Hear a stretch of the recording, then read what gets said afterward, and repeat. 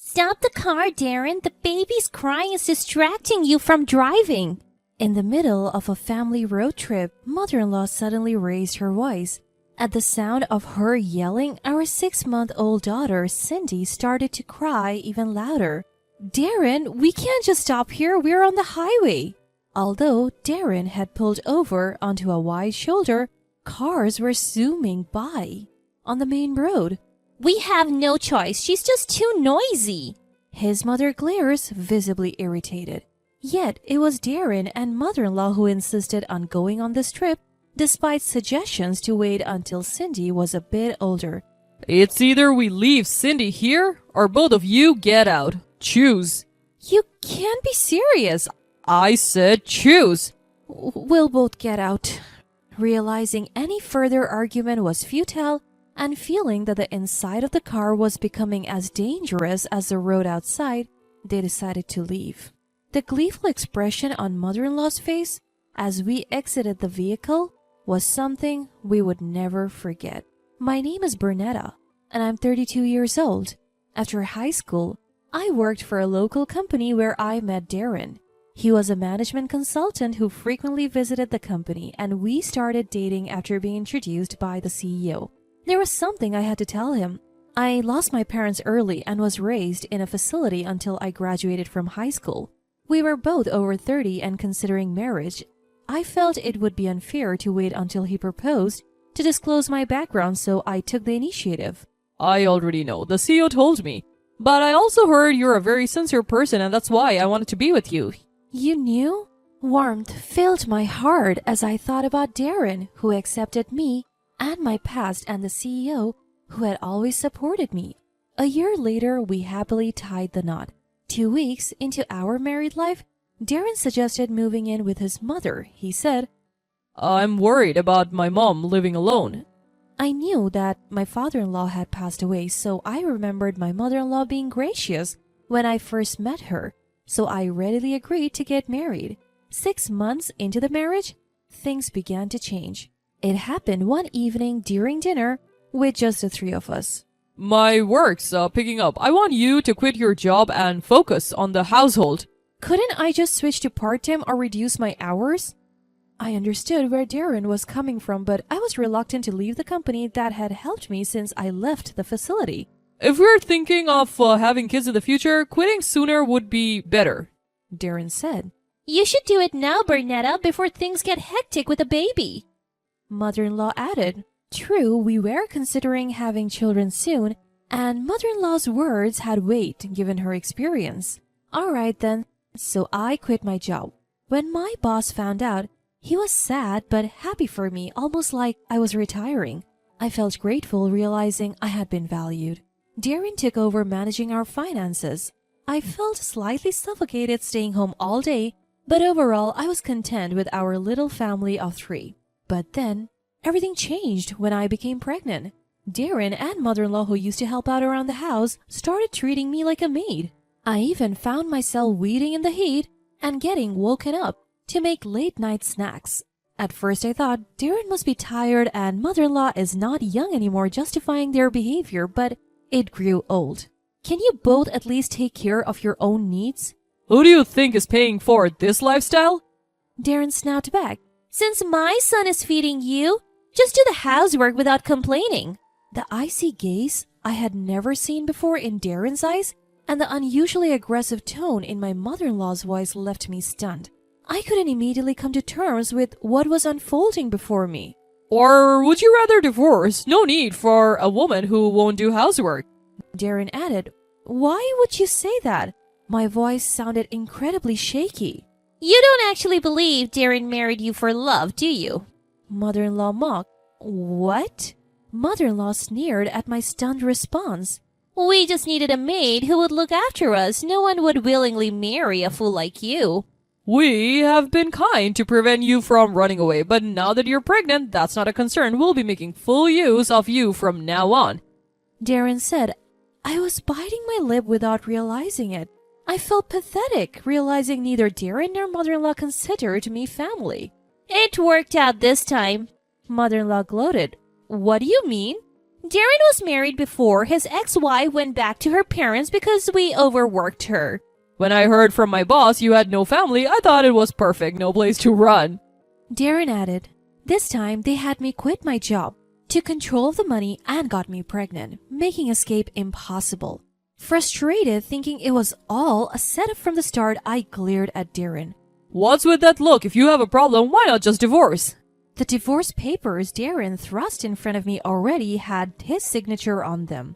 But I didn't have the confidence to raise our upcoming child on my own, so divorce wasn't an option for me. He knew that and still showed me the papers. I won't divorce you, I managed to say, my voice trembling. Fast forward 3 months, and while working as a maid, I safely gave birth to our daughter Cindy. I thought things might change with a child in the picture, but the same old routine of being treated like a maid awaited me after leaving the hospital. Worse, neither Darren nor my mother-in-law showed any interest in Cindy. 6 months after Cindy was born, I was cooking in the kitchen when I overheard a cheerful conversation from the living room. Mom, your birthday's coming up, right? I think I can get some days off. How about a 3-day trip? Oh, how delightful. Let's go. Darren was the classic mommy's boy. I had sensed it since we got married, but after my pregnancy, he stopped hiding it. Despite giving me the bare minimum for living expenses, he showered his mother with spending money. She was living it up, lunches, shopping, you name it. It seemed like he was planning to fund this trip from our household budget too. Bernetta, handle the booking and packing, will you? Caught off guard, I was shocked. Me? An overnight trip isn't possible with Cindy yet. What are you talking about? Who's going to look after us if you're not there? Yeah, it's my birthday. You should celebrate with me. I wanted to argue against their absurd reasoning, but looking at them shouting, I knew it was futile. I reluctantly agreed to go on the trip. So there I was, on the first day of our vacation, having taken care of all the arrangements. We were headed to the hotel with Darren driving. I looked up the hotel you booked online. It's highly rated. Seems pretty upscale. Good job getting us a reservation. Even a woman like you can be useful sometimes. I returned their cheerful smiles ambiguously. Their words irritated me, but it was better than them being in a bad mood. I was hoping the trip would end without further issues, but it wasn't to be so easy. On the highway, Cindy began to cry. Feeling the tension rising in Darren and mother-in-law, I tried to soothe my daughter as quickly as possible. But the unfamiliarity of the trip seemed to make it impossible for her to stop crying. Shut her up already! I'm sorry. You wouldn't think I was apologizing for our own daughter, but it's all I could do. Then out of the blue, Darren pulls over onto the shoulder of the highway. Either leave Cindy here, or both of you get out. Choose. What? We can't just do that. Even though it's the shoulder, cars are zooming by at terrifying speeds. Just wait a little longer, she'll stop crying. The moment I say this, there's a loud thud. I thought we had been rear-ended, but it was actually Darren slamming the door. We're both getting out. Seeing Darren's face full of rage made me feel just as unsafe inside the car as out. And as soon as we exit the car, Darren speeds off, leaving us stranded on the highway. As the car speeds away, mother-in-law shouts out the window, "You'll be fine if you stay on the side, you won't get hit." My eyes well up with tears of humiliation, but I'm the only one who can protect this child. I had been complying with Darren and mother-in-law, thinking Cindy would be better off, but I realized that was a mistake. I'm going to give it my best, sweetheart. Wiping away my tears, I vowed to escape from those two. 2 days later is the checkout day at the hotel we had booked. Waiting for a call from Darren, my phone rings as expected around 10 in the morning. Hey, they're saying the stay costs $10,000 without the baby. What's going on? Get over here now. The price is totally different from what we reserved. I can hear mother-in-law ranting in the background. I can't help but grin because things are going just as I had predicted. The hotel owner is an acquaintance of a former boss. The reduced rate was a courtesy because of Cindy. What are you saying? When they had asked me to book the hotel, I had called a place where I had a connection, and the hotel owner, thrilled to hear about my daughter, offered us a discounted rate as a celebration. So the normal rate applies if Cindy isn't there. Besides, it seems like you two lived it up at the hotel, didn't you? That's why it's $10,000. Darren and mother-in-law had been sending pictures of lavish meals and rented pools during their stay, clearly to taunt me. Why didn't you mention this crucial detail before? I didn't think you would dump us on the highway. What's with that tone, huh? You think this is a joke? I'm just stating the facts. Listen, don't get cocky just because we're on the phone. Who do you think is taking care of you when you have no money, no job, and no education? Exactly. You can't escape us, so you better come home now. If you don't, we're going to drag you back here. I used to crumble under their intensity, but this time was different. Well, even if I return home, I won't be there. What? What are you talking about?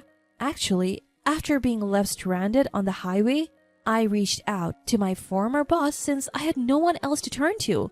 My boss quickly came to get me, and upon hearing the situation with Darren and mother-in-law, he was livid.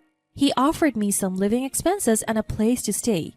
He even introduced me to a lawyer for the divorce settlement. So when I received Darren's call, I was in the apartment that my boss had set up for me.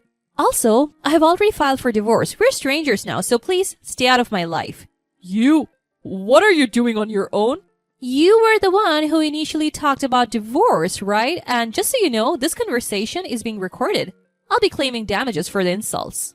I had followed my lawyer's advice and recorded the call. Wait, you're serious? Of course, Bernetta, we should talk things over if you're getting a divorce. The proportion of anger in their voices started to wane, replaced by bewilderment and confusion. Then I handed my mobile phone to the man who had been listening to the conversation beside me. Darren, you've really outdone yourself this time. Is that you, boss? I have always had a soft spot for Bernetta since you work for us. I introduced you because you seem competent, but your character seems to be lacking. Darren seemed to sense something from my boss's heavy sigh and began to panic. Wait, hold on. We are terminating your consulting contract with us.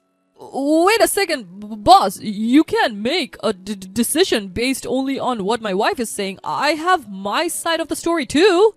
Seeing how Bernetta was left on the highway, I'm not interested in hearing your excuses.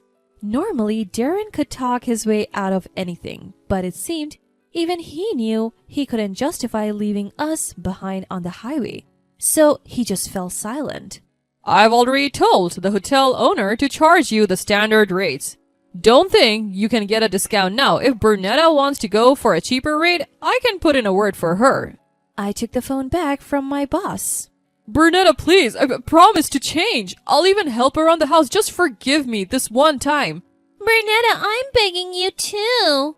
While it's true that there were some good memories with you as my family, actually, I cut off Darren's hopeful tone and continued. But the bad overwhelmingly outweighs the good, and considering Cindy, I can't live with you. I don't even want to see your faces or hear your voices. All future communications will be through my lawyer. Ignoring their lingering cries on the other end, I hung up. Bernetta, you did well. Yes, but it feels so liberating. Seeing the CEO's warm smile, I felt like I had cracked my most genuine smile in a long time. After that, word spread about how Darren left me stranded on the highway after being cut off by CEO Leslie at his workplace, and he ended up on disciplinary leave. Even when he returned to work, the atmosphere was harsh, and he eventually quit. With no savings due to his mother's lavish spending, he had a hard time finding a new job. In the end, they both resorted to living in a terrible environment while working part-time. As for me, thanks to the CEO's intervention, I was able to return to my previous job as a full-time employee. Concerned about Cindy, I spoke to human resources and found out a daycare had been set up in the company. I'm the first one using it for my daughter. I plan to give it my all as a working mom from now on.